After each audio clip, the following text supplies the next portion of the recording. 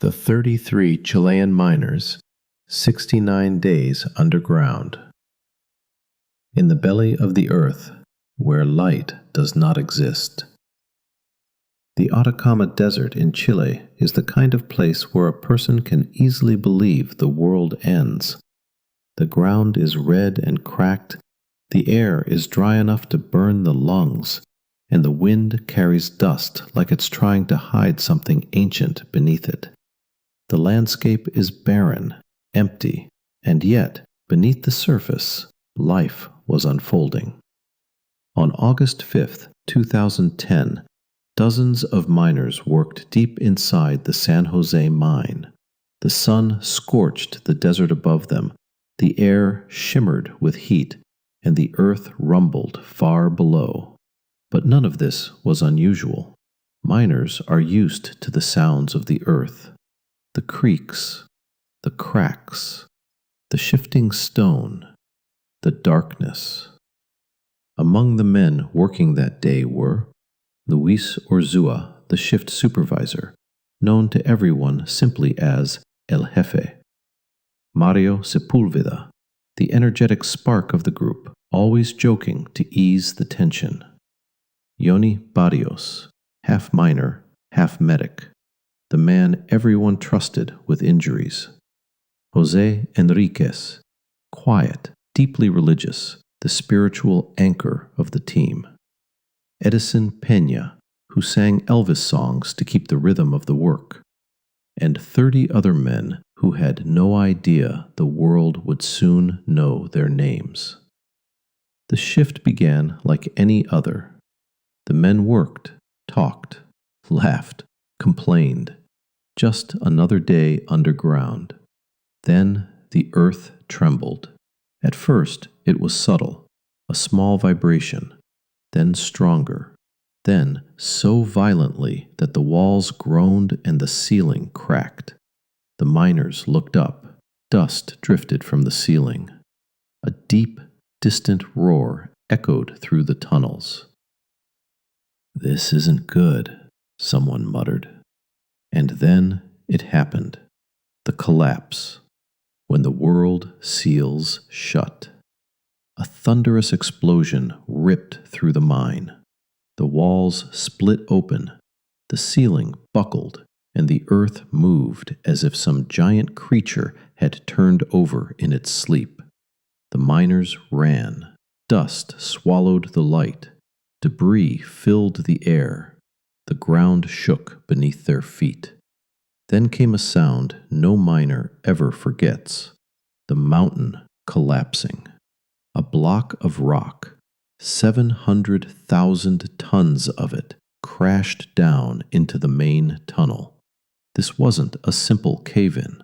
It was a stone monster sealing the exit forever. Some miners were trapped in the upper tunnels. They did not survive. But 33 men managed to reach a deeper chamber, hundreds of meters below the surface. Their world had collapsed. The exit was gone. The light was gone. Hope still flickered, but thin as a thread. 33 men, one breath in the dark. The miners gathered in the refuge chamber, 700 meters underground. It was the only place with a bit of air, a bit of water, and a faint chance of survival. They looked at each other. Dust-covered faces, bleeding cuts, wide, terrified eyes. "We're sealed in," someone whispered. "No, we're buried alive," another replied. Darkness pressed in from every direction. The heat rose. The air thinned. Luis Orzua stepped forward.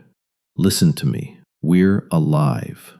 And as long as we're alive, we fight." The men nodded. There was no other choice. The first 24 hours, between panic and hope. They assessed their situation. The exit was completely blocked. The radio was dead. The lights were out. Water was limited. Food almost non-existent. Inside the refuge chamber, they found a few cans of tuna, a small amount of milk, some crackers, and water from the cooling system, enough for 2 days. But there were 33 of them. Urzúa gathered the men.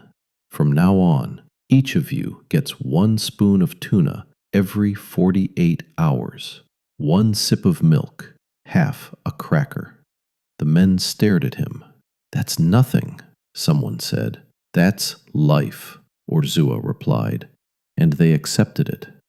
In the darkness, every sound grew louder, every breath heavier, every minute longer. The temperature climbed to 35 degrees Celsius. The air grew humid and suffocating. The water slowly dwindled, and hope began to fade. Above ground, when hope dies. On the surface, the mine owners and government officials quickly realized the scale of the disaster. The rock blocking the entrance was so massive that experts said no one could have survived this. Families cried. Reporters arrived. The world began to hear the news. The official statement, "There are no survivors." But deep below, 33 men were still breathing. Above ground, when hope is only a word.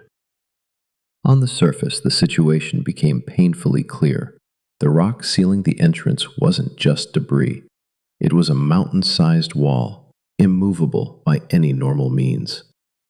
Engineers, geologists, and mining experts all reached the same conclusion. The tunnel is completely destroyed. The chances of survival are practically zero. But the families refused to accept this. They set up tents at the mine entrance, prayed, cried, shouted, and demanded that the search continue. The Chilean government finally announced, "We will try, but without a miracle, this will not succeed." And slowly, the world began to watch. Below ground, the first week of darkness. The 33 miners tried to survive in the refuge chamber. There was some water, but the food was enough for 2 days. Luis Urzúa gathered the men. "Listen, from now on, each of you gets 1 spoon of tuna every 48 hours, 1 sip of milk, half a cracker." The men stared at him in disbelief. "That's nothing," someone whispered. "That's life," Urzúa replied, and they accepted it. In the darkness, every sound grew sharper. The rumbling of stomachs, the rasp of breathing, the quiet sobs in the night. Time lost meaning. Without sunlight, without clocks, the days blended into one long, suffocating moment. The heat rose to 35 to 36 degrees Celsius. The air grew thick and humid. The water supply dwindled. And hope thinned like a thread stretched to breaking. Day 17, when hope dies and is reborn. On the surface, engineers decided to begin exploratory drilling. Thin drill shafts were sent deep into the earth, searching blindly for any sign of life. Families watched every meter drilled. They prayed for every vibration. They held their breath with every pause. Below ground, the miners heard faint, distant tapping. They didn't know if it was real or just their minds playing tricks. On the 17th day, one of the drill bits broke through into an open space. The engineers stopped the machine. They slowly pulled the drill pipe back up. At the tip of the pipe, covered in dust and oil, was a small piece of paper. The world froze as they unfolded it.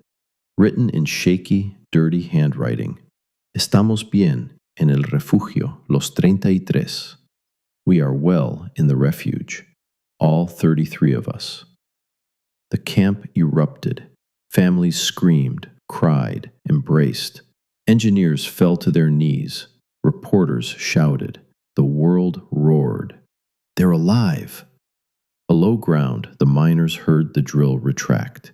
Moments later, water and food packets arrived through the narrow tube, and then they knew. They found us. The 33 men, hope reborn.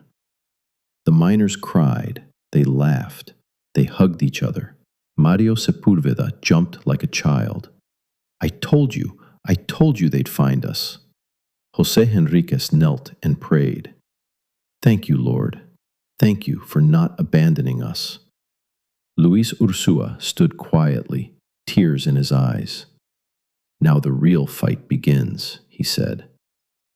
And he was right. Engineers on the surface calculated the rescue could take 3 to 4 months. Below ground, the men understood. 69 days awaited them. 69 days in the dark. 69 days in the belly of the earth. But now they had hope.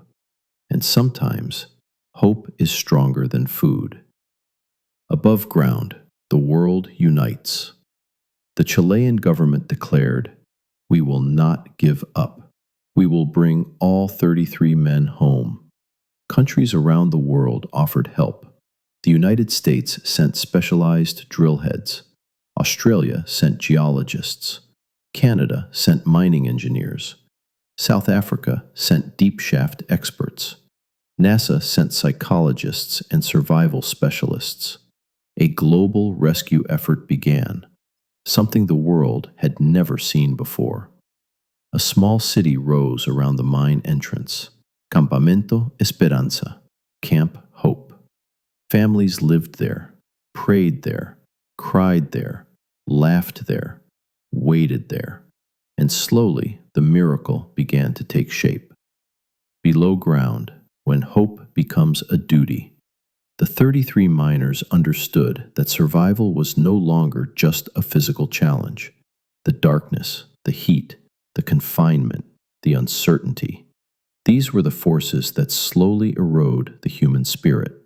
Inside the refuge chamber, the temperature hovered around 35 to 36 degrees Celsius.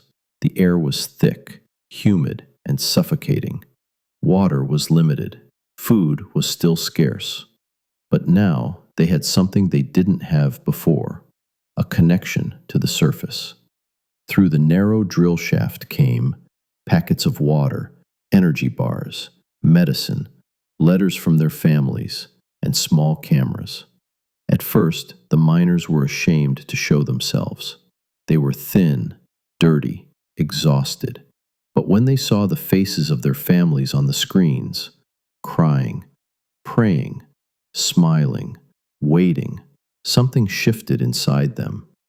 They're fighting for us. We fight for them. NASA steps in when survival becomes science.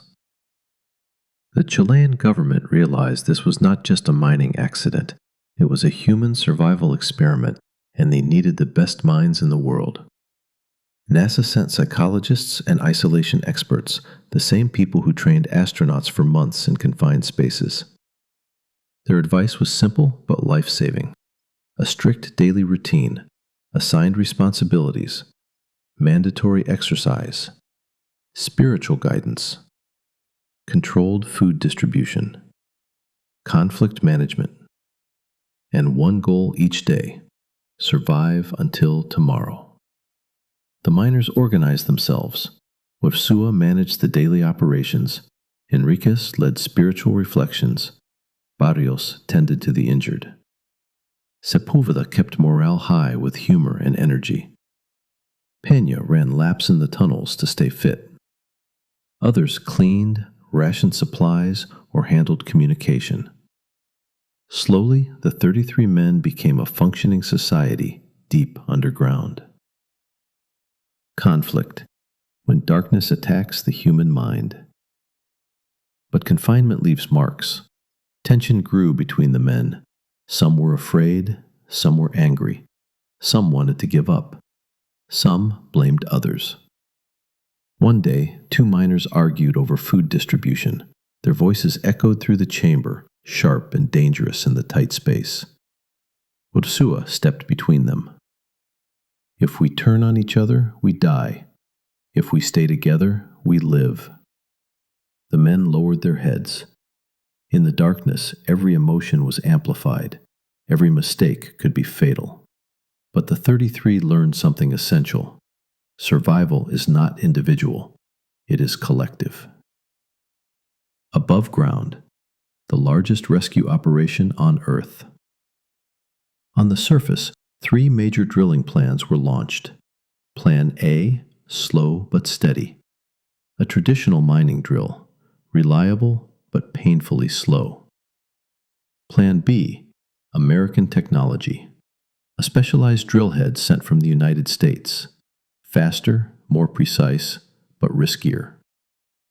Plan C, the boldest attempt. A massive oil industry drill capable of carving a wide rescue shaft. Experts from around the world arrived. Camp Hope grew into a small city. Media crews lived on site. Families prayed day and night.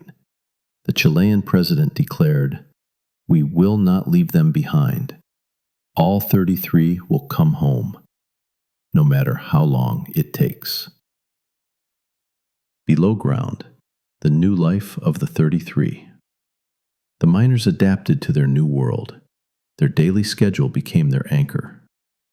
Morning prayer, task assignments, water collection and purification, inventory management, exercise, rest, group discussions, shared meals, a handful of food, evening prayer. They learned how to live in darkness, how to manage fear, how to support each other, how to hope when everything seems hopeless. A unique bond formed among them, a bond only those who face death together can understand.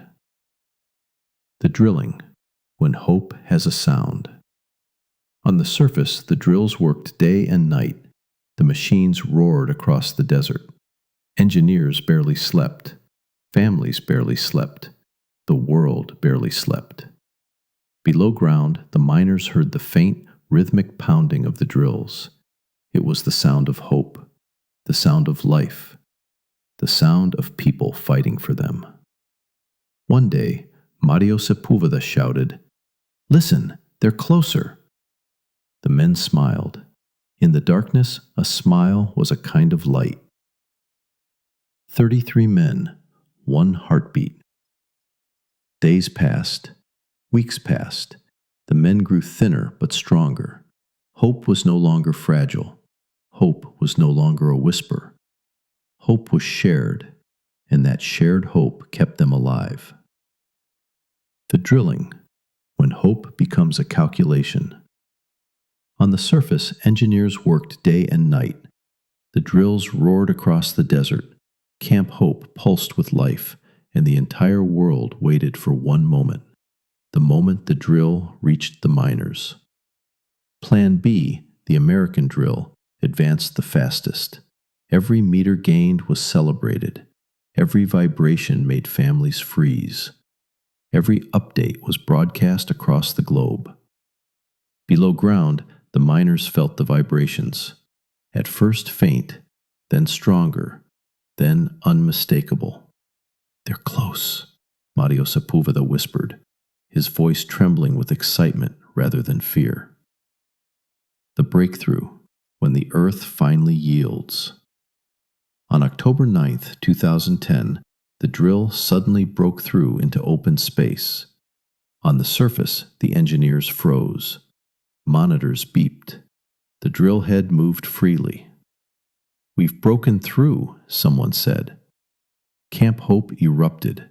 Families screamed, cried, embraced. Engineers fell to their knees. The world exhaled in unison. The rescue shaft is open. Below ground, the miners heard the shift in the rock.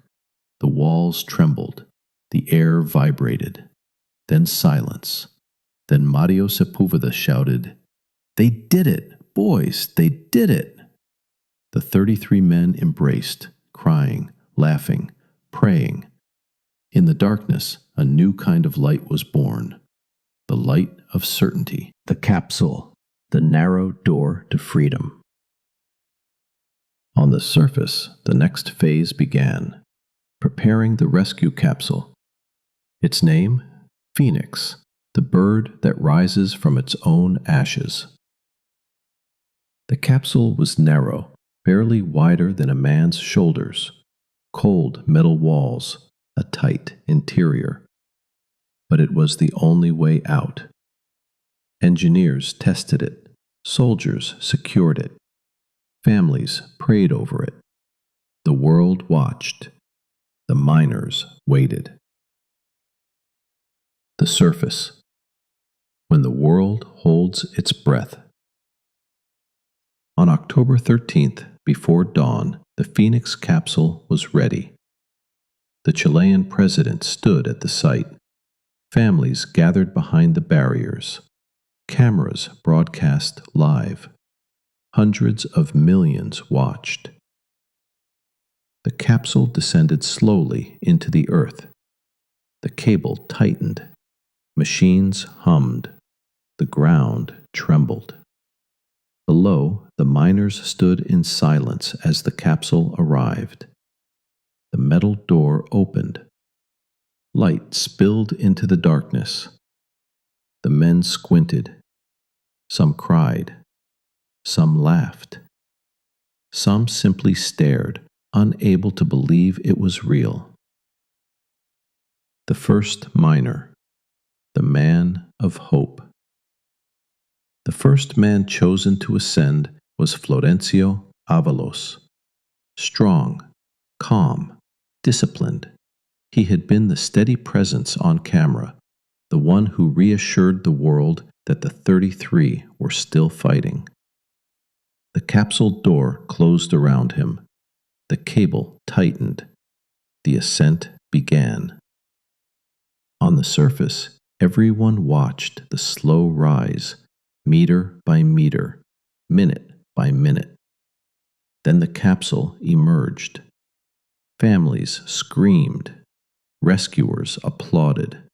The world cried. Florencio stepped out, embraced his son, his wife, the president. And in that moment, everyone knew, we can save them all. One by one, into the light. The capsule descended again, and again, and again, one miner at a time, slowly, painfully, but steadily. Mario Sepulveda burst out with energy, waving a flag. Yoni Barrios embraced both his wife and his mistress, a moment the world never forgot. Edison Peña sang Elvis songs as he reached the surface. José Enriquez prayed with rescuers, and finally Luis Ursúa, the shift leader, came up last, because a captain always leaves last. When the 33rd miner stepped out, the world erupted in celebration. The Chilean president, tears in his eyes, said, "Today, we did not just rescue 33 miners. Today, we rescued hope." Epilogue: Life after the Earth. In the years that followed, the miners often reunited, not to relive the darkness, but to honor the light. Some wrote books, some gave speeches, some returned to mining. Some never went underground again. Some became symbols. Some chose quiet lives. But all of them knew they did not simply survive underground. They were reborn there. And to this day they say, the darkness doesn't defeat you when it surrounds you. It defeats you when you stop hoping. But we never stopped.